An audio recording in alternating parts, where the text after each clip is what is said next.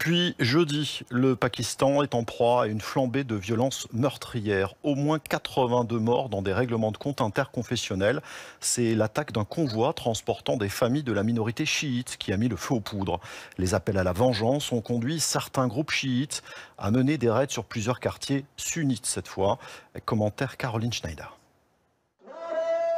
Dans les rues de Parachinar, vendredi, des fidèles chiites crient leur colère, réclament justice pour leurs frères et demandent une protection accrue.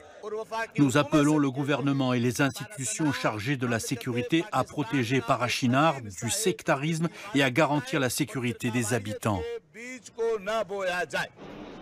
Depuis plusieurs jours, des affrontements meurtriers opposent des musulmans sunnites et chiites dans le nord-ouest du Pakistan.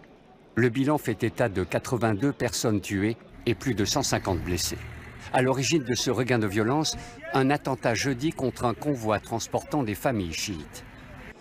Partis de Peshawar, sous escorte policière, les véhicules se dirigeaient vers Parachinar, ville à majorité chiite. Au Pakistan, la communauté chiite est minoritaire, elle représente 25% de la population. Dans le pays, des attaques de groupes sunnites contre des chiites sont fréquents. Ce dernier incident a déclenché une vague d'indignation. Parmi les martyrs, il y avait des bébés âgés d'à peine 6 mois et des femmes. Ils étaient innocents. Qu'ont-ils fait de mal? La réponse ne s'est pas fait attendre. En représailles, des chiites ont mené des raids sur des quartiers à majorité sunnite.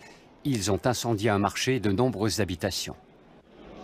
Sous la houlette du ministre de la Justice, une délégation de hauts fonctionnaires a été dépêchée pour ramener le calme. Ce soir, les deux communautés ont accepté un cessez-le-feu de 7 jours.